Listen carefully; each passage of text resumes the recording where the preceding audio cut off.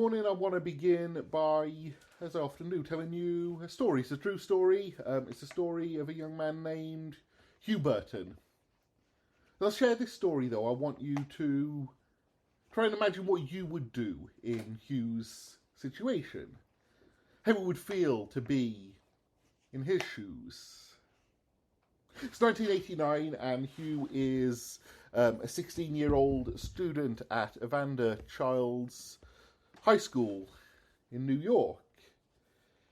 He lives in the Bronx, but his family are immigrants from Jamaica.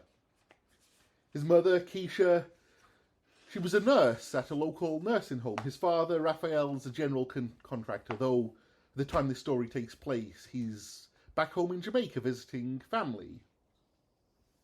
They are, by all accounts, a very decent and hard-working family. That is the words of Sergeant Frank Vigiano. He's the commander of the local precinct's detective squad. Like his family, Hugh is a decent, hard-working sort of kid. He doesn't have a history of trouble at school. He performs well, and out in the community, he is not known as one of the troublemakers. He doesn't run with gangs, hasn't been involved in any of those sort of things in his life. One day Hugh comes home from school a little bit early, and he discovers something horrific.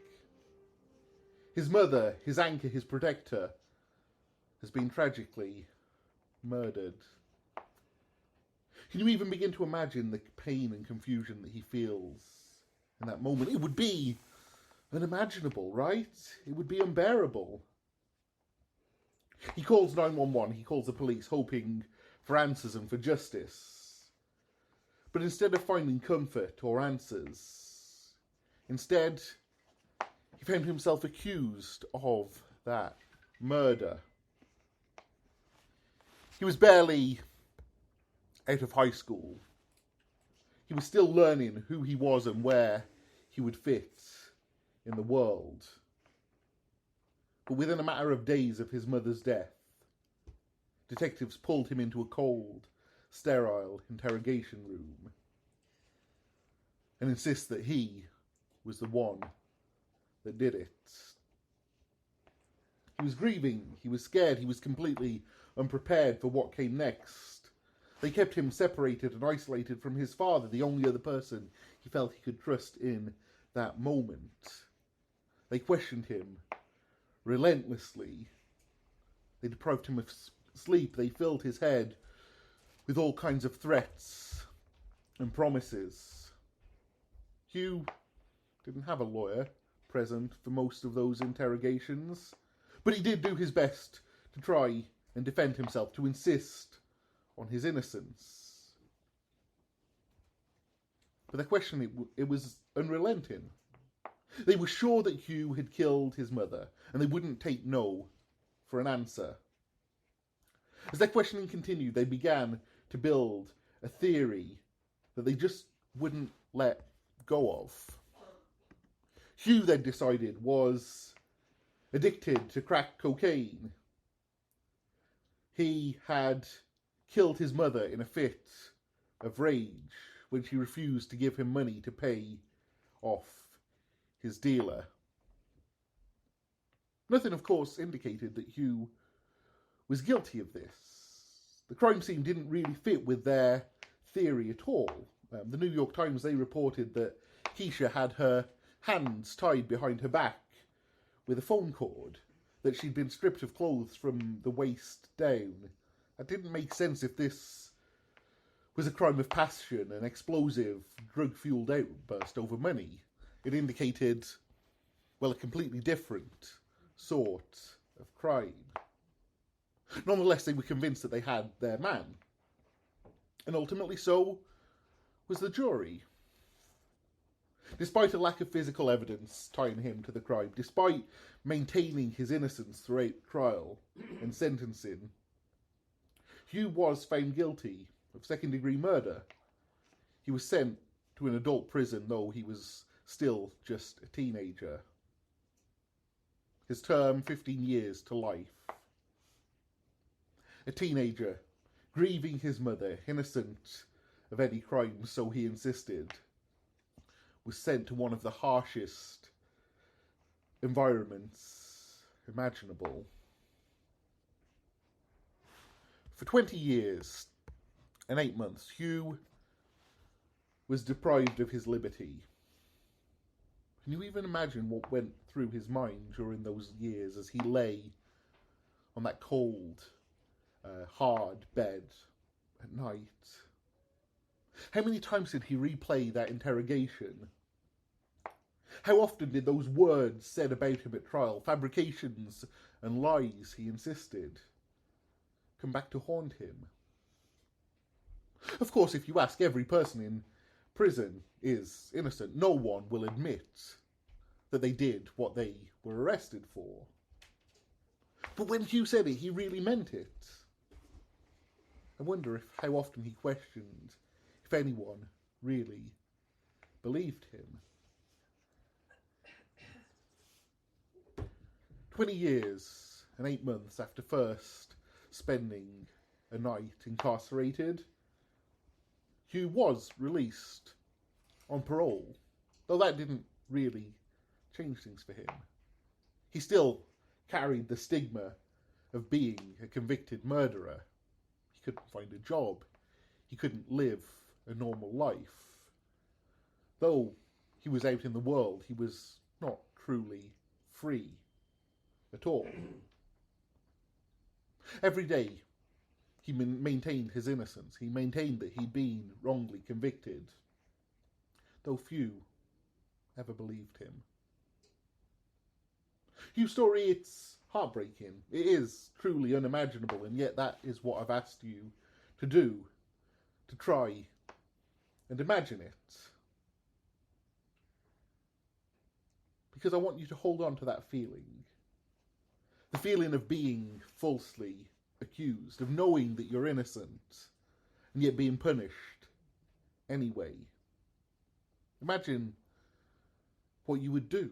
Imagine how you would react. Because this morning we've reached John chapter 19, and that is precisely what Jesus is going through. Falsely accused. Standing before Pilate, knowing that the charges were false, hearing the crowd chant, "Crucify him," despite his innocence. The one truly innocent man in all of history endures unimaginable accusations.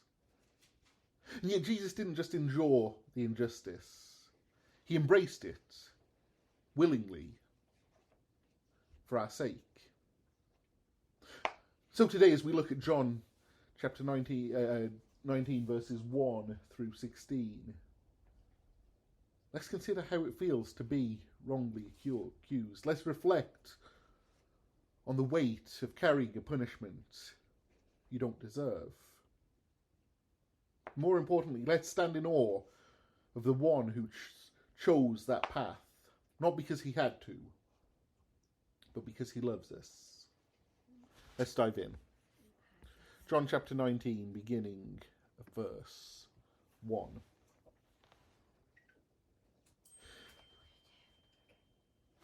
Then Pilate took Jesus and flogged him. And the soldiers twisted together a crown of thorns and put it on his head, and arrayed him in a purple robe. They came up to him, saying, "Hail, King of the Jews!" and struck him with their hands. Pilate went out and said to them, "See, I am bringing him out to you, that you may know that I found no guilt in him." So Jesus came out, wearing the crown of thorns and the purple robe.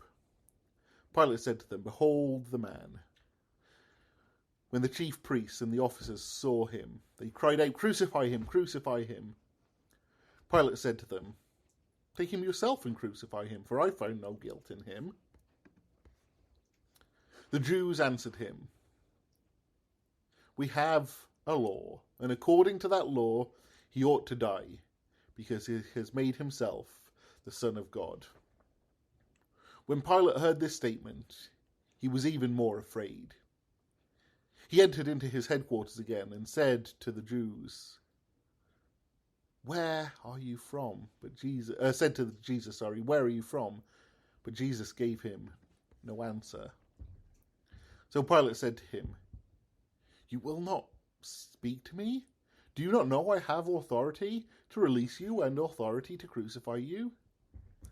Jesus answered him, "You would have no authority over me at all unless it had been given to you from above. Therefore he who delivered me over to you has the greater sin." From then on, Pilate sought to release him, but the Jews cried out, "If you release this man, you are not Caesar's friend. Everyone who makes himself a king opposes Caesar." So when he heard these words, he brought Jesus out and sat down on the judgment seat at the place called the Stone Pavement, in the Aramaic, Gabbatha. Now this was the day of preparation for the Passover. It was about the 6th hour. He said to the Jews, "Behold your king." They cried out, away with him, crucify him." Pilate said to them, "Shall I crucify your king?" The chief priests answered, "We have no king but Caesar." So he delivered him over to them to be crucified. So they took Jesus, and he went out, bearing his own cross, to a place called the Place of the Skull, which in Aramaic is called Golgotha.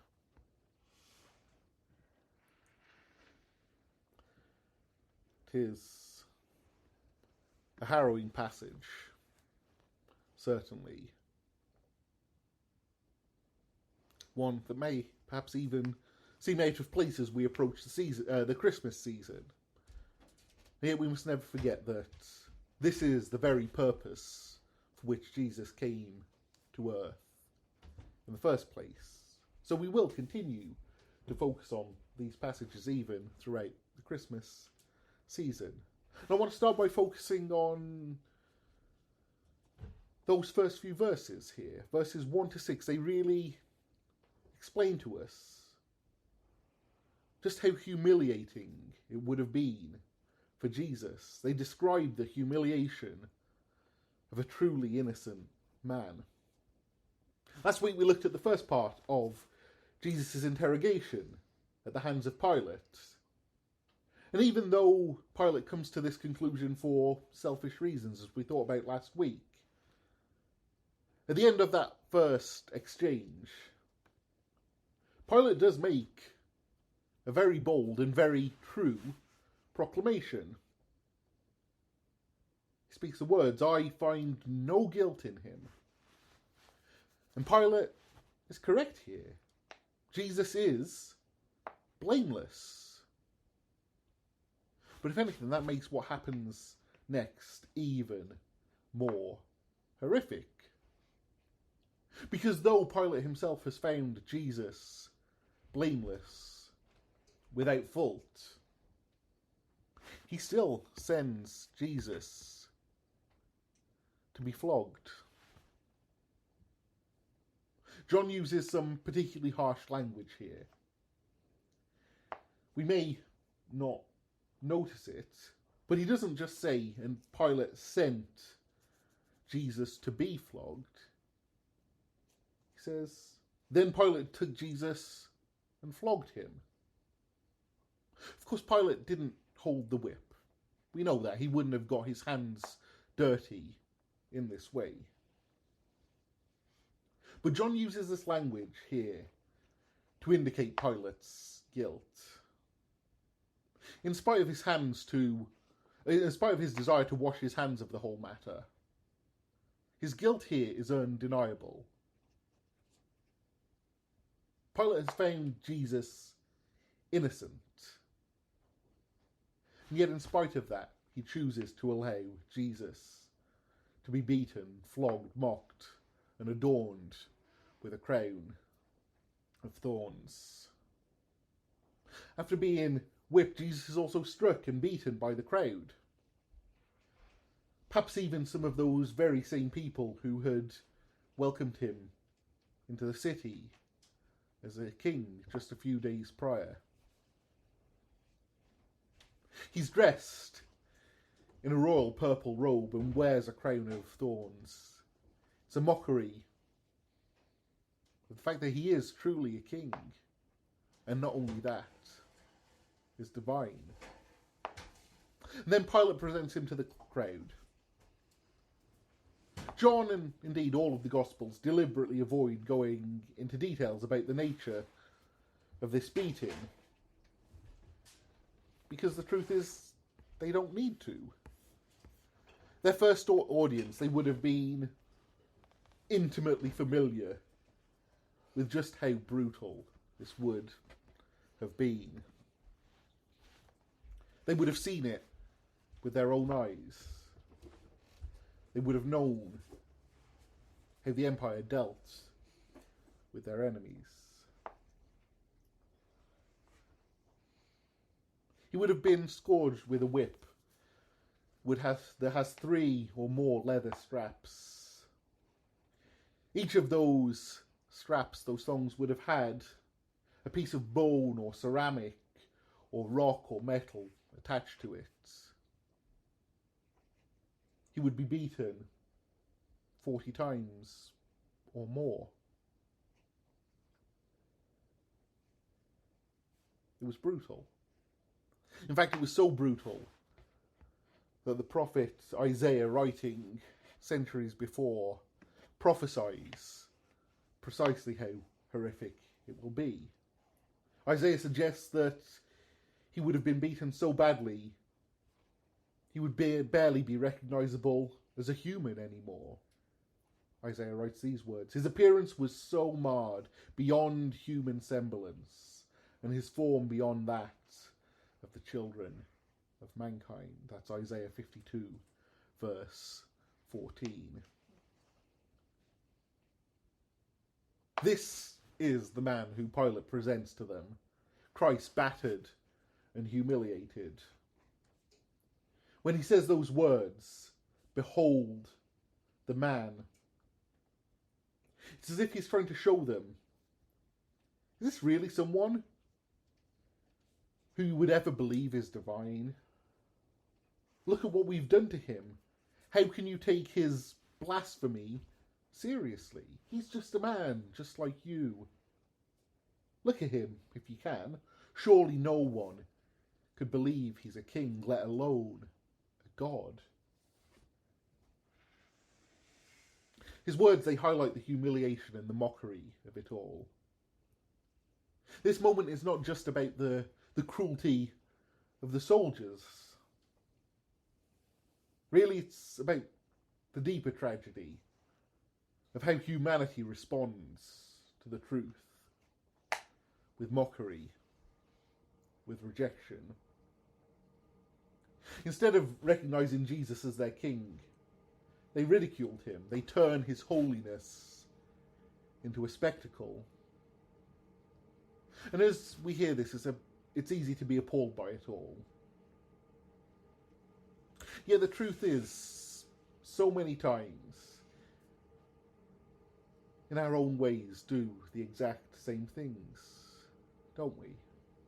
Even as Christians, there are, I know for myself, times where I fail to see and honour Christ in my daily life, where it is, as it were, that I mock him and his sacrifice through my own actions, returning to sin rather than embracing the forgiveness he's given me, choosing my own way rather than his, taking his sacrifice and throwing it back in his face, even as one of his followers.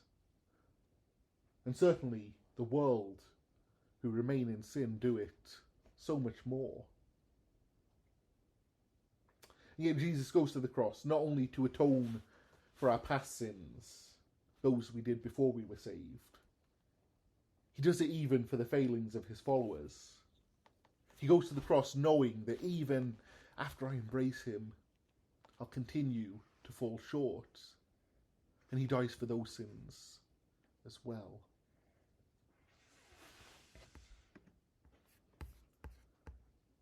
Throughout this process, at a very fundamental level, truth has been on trial here. Jesus, of course, is truth. But more than that, it is a trial that gets to the very heart of what is truth, that question that Pilate asked that we thought about last week. Which is then what the next section seems to focus on here, verses 7 through 12. Jesus is precisely who he claimed to be. And there's more than enough evidence for anyone to conclude that.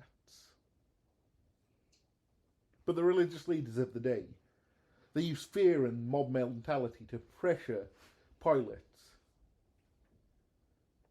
They cause him to shift his focus from seeking the truth and put it onto self-preservation. When Pilate heard this statement, he was even more afraid, John tells us. The crowd, they've already determined what the outcome should be. In some ways, this whole interaction with Pilate, it's a sham trial. It's just there for the appearance of it all. They already know. They want Jesus crucified, and they won't take no for an answer. Pilate doesn't want any part of this. And again, we've thought about how this is not necessarily for selfless reasons, because he believes Jesus, but because he doesn't want the mess, the fallout that he knows will come of it. He cares about his position, and he doesn't want to be seen by the empire to be a troublemaker anymore. There's this fear that perhaps he would lose control of the mob, that it would force the empire to come in to put down this uprising.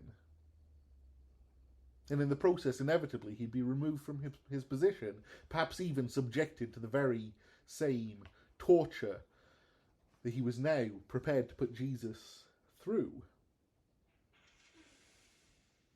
And this fear motivates Pilate far more than his desire to stand for the truth.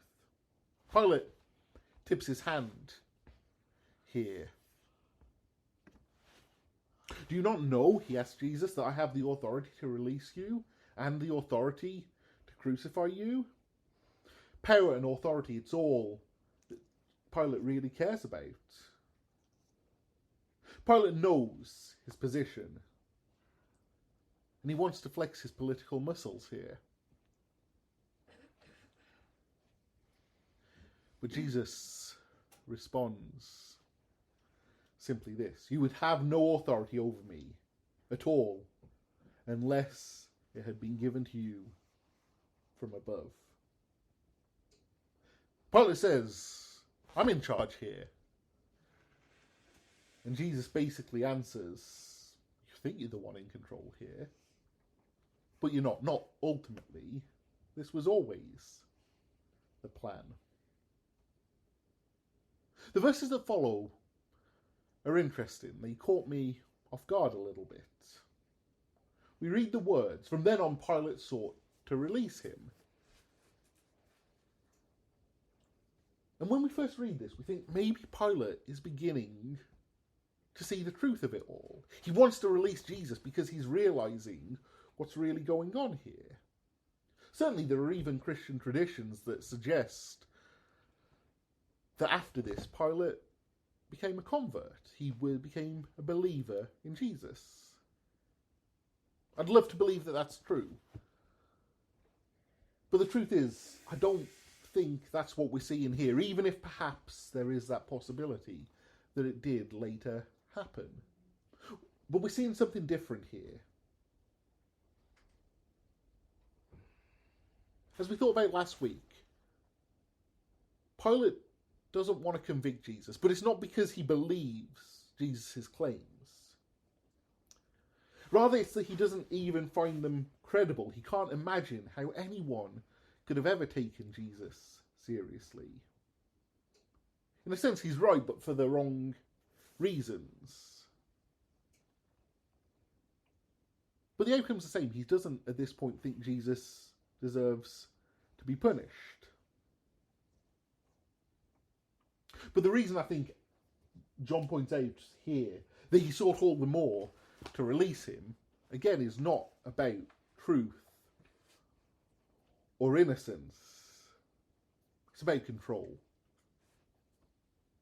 He wants to show that Jesus is wrong. He truly is in control. He will have his own way here.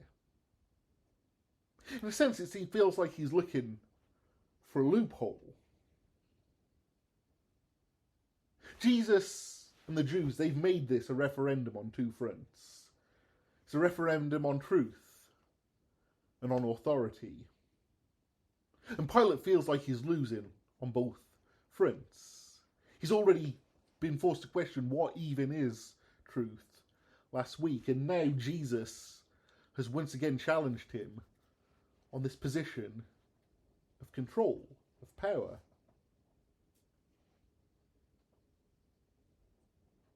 Pilate wants to prove that truly he is in control here. And I think he wants to do that in two ways. He wants to do that first by not giving the crowd what they want. Because he can't show that the empire is weak. But he also wants to show Jesus that he has the authority here. He's not beholden either to Jesus or to the empire, or to the Jews, rather. That the empire is sovereign. The empire is in control. And so right now he wants to release Jesus because he's trying to find that loophole that doesn't give the Jews what they want without even needing to side with Jesus, to suggest that he truly is who he claims to be. Of course, in the midst of it all, he also needs to prevent the crowd from rioting. He won't truly take a stand for Jesus, but he doesn't want to concede anything to the Jewish people either. But the thing is, Jesus and the crowd, they aren't going to allow him to sit on the fence here. Ultimately, when it comes to Jesus, everyone has to take a stand. Everyone has to make a choice. There really isn't any middle ground here. Unless you embrace him for who he is, you reject him. There isn't that third way. There isn't that loophole available. We can't conclude that he's a good man, but he isn't all of the other things he claimed to be. As C.S. Lewis often posited, if he isn't truly who he said he is, if he isn't Lord, he's either a liar or a lunatic. He is not merely a good man. And you can't sit on the fence. You have to decide for yourself, who do you think he is? But the crowd, they pile on the pressure. If you release this man, you are not Caesar's friend. Everyone who makes himself a king opposes Caesar. So Pilate caves. He makes a decision out of fear of losing approval, losing his position. And the question remains, how often do we do the exact same thing? How often do we deny the full truth? Do we try to soften the blow of what Scripture really says about certain things? How often do we refuse to take a clear stand for truth? That's the challenge, but it's also the call. There are only two sides here. You're either on Jesus' side or you're against him. He calls us to stand firm in defending truth and integrity, even when it's unpopular. Which leads us then to the final few verses here. Those last few verses, verses 19 through 17, they leave us with a challenge. Who, ultimately, is your king? At this point, the people, they're faced with a choice. Which king do they want? Jesus, he is a king. Not only a king, he is the king above all kings. The promised king, the Messiah. And the people, they knew it. Just days earlier, right? These same people, they welcomed him into the city as king. They laid down their cloaks and their palm leaves in front of him, welcomed him as king. But when they were faced with the reality of the kind of king he was, they decided, maybe this isn't what we want after all. Pilate asked them an interesting question. Shall I crucify your king? I think at this point Pilate thinks he's found that loophole he was looking for. He's almost goading the people here. He knows that they can't admit that they've made Jesus the king. If they can, then he has permission to use the full might of the empire to put down this uprising. Deep down he knows that the Jews want to overthrow the Roman Empire. So he's goading them. Will you take the bait? Will you call him your king? So I can truly demonstrate the power we have? But of course, if they deny it, if they deny that he's a king, his hope is that gives him the permission to free Jesus. Because even at that point, if they deny that he's a king, then they deny that there's any charge that can be brought against him, right? They themselves seem to admit that there is no charge here. Either way, it seems Pilate thinks he gets to demonstrate his power and authority, but they turn it on him. We have no king but Caesar, is their response. It's a lie. They don't truly believe that. These are a people who desperately want to overthrow Caesar, want to be out from under his reign.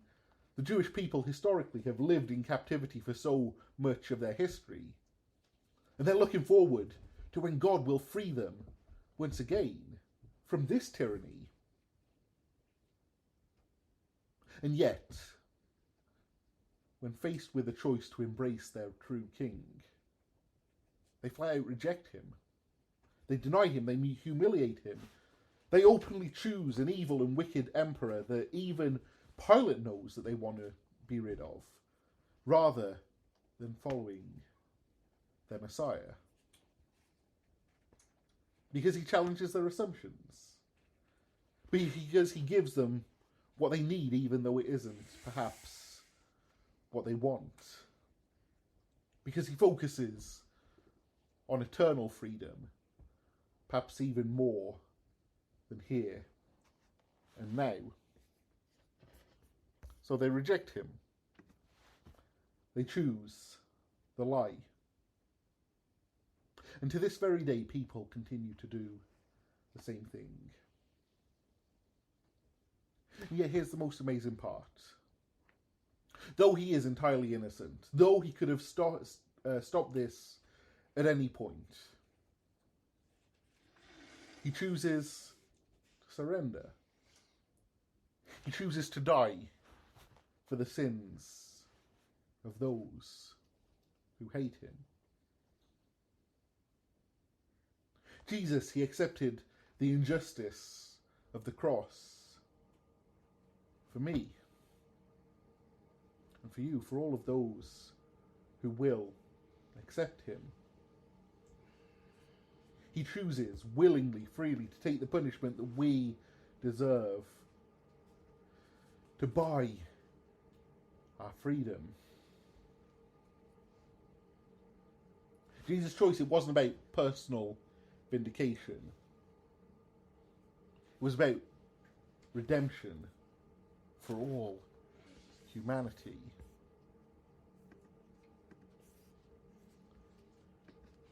Flash forward to 2019. The Innocence Project, they've taken another look at Hugh Burton's case. In the process, they uncovered a pattern of wrongful convictions by the police and DAs in that time and space. They've seen a pattern of unwillingness to really investigate the cases and seek the truth out of a desire simply to get a conviction, to clear the cases at all costs. They find an alternative suspect and all kinds of new evidence that proves beyond a shadow of a doubt that Hugh Burton did not kill his mother. They took their evidence before the courts and finally exposed the truth. Hugh was innocent. He'd always been innocent. Though he was no longer in prison, even at this point, you can see how it feels to be declared innocent, to have that stigma of guilt removed.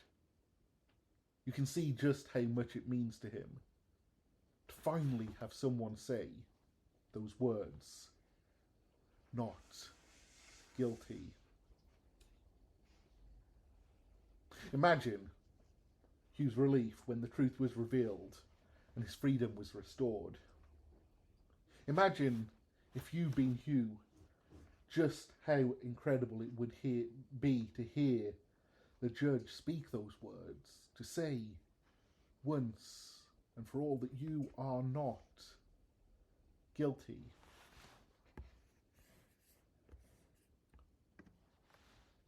Now take that feeling and imagine the freedom that Jesus offers to us, not just in this life, but in eternity. The truth is, we all have a guilty verdict, and unlike Hugh Burton's, we are, in fact, guilty. Each of us sin, each of us fall short. Each of us earn and deserve the punishment. We are all guilty of sin against an infinite and holy God. And yet, because of Jesus' punishment, because of his sacrifice, because he took the penalty that each one of us is due, the God of all eternity looks at us and declares that if we've received Jesus' sacrifice for ourselves, we too are not guilty. Though we did the thing, though we deserve the punishment, he looks at Jesus' righteousness.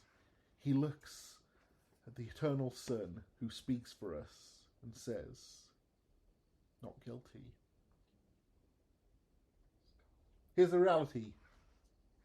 The world, it's not perfect. It is broken, and sometimes human systems fail.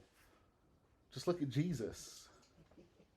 He is the only truly innocent person in all of history, and yet, at the hands of sinful and wicked men, he was punished. He was killed because of lies, because of false accusations, because a man was more interested in his own position than in finding the truth, and because selfish religious leaders sided with a Caesar that they hated, even over their promised king.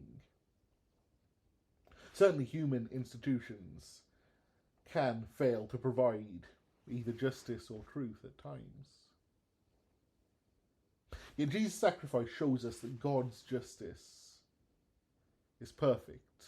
His love will never fail. And because of his love, the opportunity is there for each of us to trust in Christ the innocent king, who endured for us the ultimate injustice and makes us right with him. And then, as we receive that forgiveness, the challenge remains for each of us to share it with a world that needs to hear it. For each of us, that is ultimately the challenge, isn't it? Where do we need to proclaim his truth? To share and offer the forgiveness that only comes through Jesus. To tell others that they too can be found not guilty, though they have done the thing, that they can experience the freedom that only comes from Jesus. Each of us are called to share that with others so that they too can accept the forgiveness that Jesus offers and experience for themselves what we have found. So this Christmas season, as people think perhaps about Jesus coming to earth, as we have that opportunity to remind people of Jesus' birth, let's not lose sight of the reason why he came in the first place. That he ultimately was born to die. The death of a criminal for our sake. The death that we deserve. Though it's good for us to focus on at this Christmas season of the joy of new birth, of Jesus coming into the world. Let's not miss the opportunity to proclaim the fullness of the gospel, the whole truth of who he is and why he came.